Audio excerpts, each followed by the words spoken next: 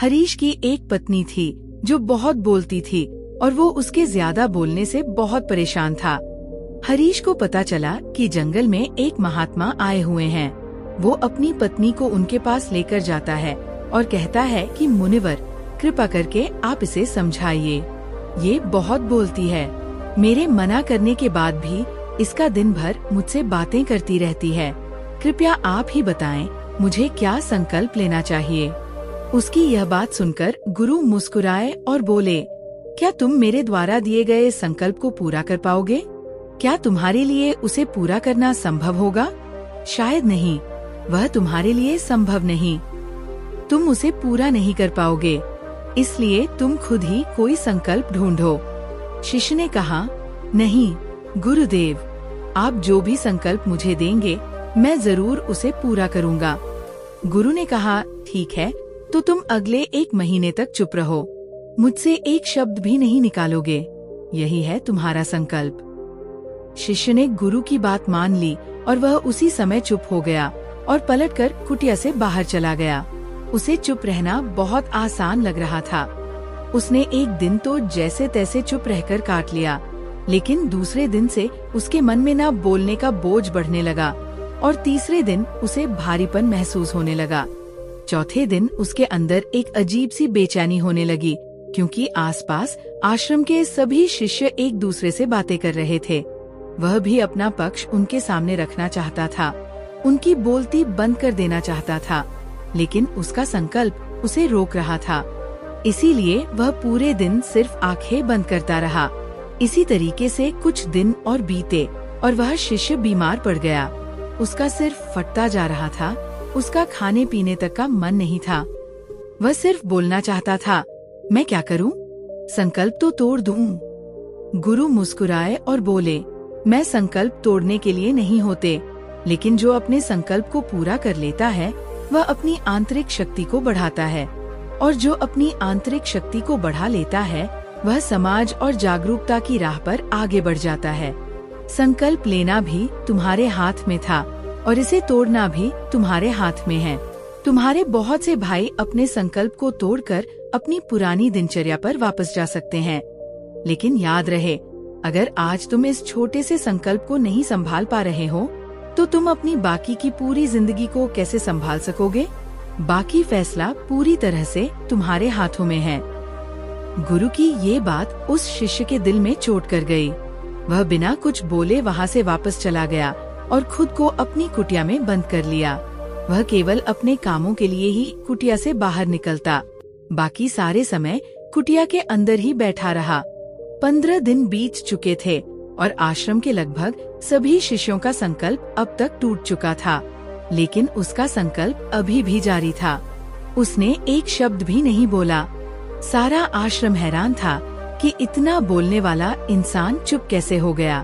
15 दिन बीतने के बाद वह दोबारा अपने गुरु के पास गया और लिखकर बताया, गुरुदेव, मैं बाहर से तो चुप हूँ, लेकिन मेरे भीतर बहुत सी आवाजें हैं, बहुत सी चीख पुकार और शिकायतें हैं।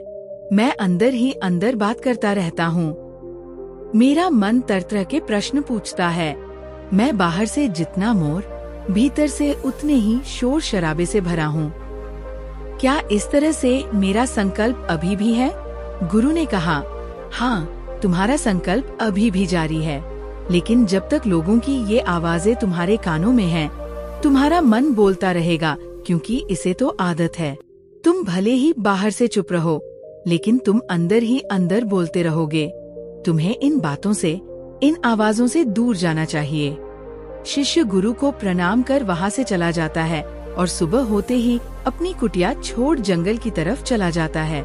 कई दिन बीत जाते हैं, संकल्प का समय भी पूरा हो जाता है, लेकिन शिष्य लौटकर नहीं आता। आश्रम में सभी को डर था कि कहीं जंगली जानवर ने उसे न खा लिया हो। इस बीच उसे ढूंढने की बहुत कोशिश की गई, लेकिन वह कहीं नहीं मिला। गुरु भाइयों ने मान लिया कि जंगली जानवरों ने उसे अपना शिकार बना लिया है, लेकिन गुरु को ऐसा नहीं लगता। एक दिन आश्रम का एक अन्य शिष्य गुरु के पास आया और बोला, गुरुदेव, हमारे उस अधिक बोलने वाले भाई के साथ क्या होगा? क्या जानवर ने उसे मार दिया होगा? गुरु ने कहा, हो सकता है कि जानवरों ने उसे अपना शिकार बना लिया हो, लेकिन उसके न लौटने की एक दूसरी वजह भी हो सकती है। शायद उसे वह मिल गया है जिसके लिए वह गया था। फिर शिष्य ने पूछा, गुरुदेव, क्या ज्यादा बोलना इतना हानिकारक होता है? गुरु ने बोला, इंसान के जीवन के बहुत सारे दुखों में एक दुख यह भी है कि वह कभी चुप नहीं रह सकता, हमेशा कुछ न कुछ बोलता ही रहता है। सिर्फ हमारे बोलने के कारण हमारे आधे से ज्यादा दुख पैदा होते हैं। हम में से कोई भी चुप नहीं रहना चाहता, हम बस सामने वाले को सुना देना चाहते हैं। जो भी हमारे मन में है सब निकालकर उसके मन में बैठा देना चाहते हैं, लेकिन इसके बदले हमें मिलता क्या है? कुछ नहीं, सब व्यर्थ और बर्बाद हो जाता है। शिष्य ने पूछा, तो फिर इसका समाधान क्या है? गुरु ने कहा, पूरी जागरूकता के साथ अपने विचारों को देखना, यही एकमात्र तरीका है सारी मानसिक समस्याओं का। वर्तमान में रहकर चिंतन करना, पूरी जागरूकता के साथ अपना काम करना जिंदगी में चमत्कारिक बदलाव ला देता है। उसके बाद वह शिष्य गुरु से अपने प्रश्नों का उत्तर पाकर प्रणाम करके वहाँ से चला गया। उस शिष्य को आश्रम छोड़कर गए 3 महीने का समय बीत चुका था, लेकिन उसकी कोई खबर नहीं थी। अब तक सभी गुरु भाइयों ने भी उसके वापस लौटने की उम्मीद छोड़ दी थी। लेकिन एक दिन वह आश्रम लौट आता है, लेकिन अब वह नहीं था जो यहाँ से गया था। वह कुछ और ही बनकर वापस आया था। उसके अंदर एक गजब का बदलाव महसूस किया जा सकता था। उसके चेहरे पर एक गजब का ठहराव और आँखों में बनी शांति थी। आश्रम में आते ही सभी गुरु भाइयों ने उसे चारों तरफ से घेर लिया और बातें करने लग गए। वह भी अपने गुरु भाइयों से बातें करने लगा। उससे बात करने वाले सभी ने यह अनुभव किया कि अब वह पहले जैसा उतावला और बातूनी नहीं रह गया था। उसके मुंह से एक एक शब्द बहुत ही सुलझे हुए और मधुरता के साथ निकल रहे थे। थोड़ी देर तक गुरु भाइयों से बात करने के बाद वह सीधा गुरु की तरफ चला गया। उसने गुरु के चरण छुए और कहा, गुरुदेव, क्या मैं अभी मौन हूँ? क्या अभी मेरा संकल्प जारी है? गुरु ने कुछ देर तक शिष्य की आंखों में बड़े ध्यान से देखा और कहा, हाँ, तुम अभी मौन हो। तुम्हारे मुंह से एक भी शब्द निकल नहीं रहा और तुम्हारा संकल्प अभी भी जारी है। शिष्य ने कहा, गुरुदेव, जब मैं आश्रम से गया तो मैं मुंह से तो चुप था, लेकिन मेरे अंदर बहुत सी आवाजें थीं। मन में बहुत से प्रश्न थे और वह बंद नहीं हो रहे थे। तो मैं जंगल में चला गया इस उम्मीद से कि वहाँ मुझे शांति मिलेगी और मेरे मन की बकबक कम हो जाएगी। लेकिन मैं जितना एकांत में जाता गया, मेरे अंदर की आवाज उतनी ही तेज होती गई। मेरे भीतर की पुरानी से पुरानी आवाज मुझे सुनाई देने लगी। तब जाकर मैंने महसूस किया कि मैं कितना गलत कर रहा था। जब मैं अपने परिवार वालों, दोस्तों और गुरु भाइयों को बुरा भला कहता था तो मुझे लगता था कि मैं सही कह रहा हूँ। जब मैं गुरु भाइयों की एक दूसरे से चुगली करता था और उनका मजाक बनाता, तब भी मुझे यही लगता था कि मैं उनसे बेहतर हूँ और मैं सही कर रहा हूँ। लेकिन उस दिन मैंने पहली बार महसूस किया कि मैं कितना गलत बोलता था।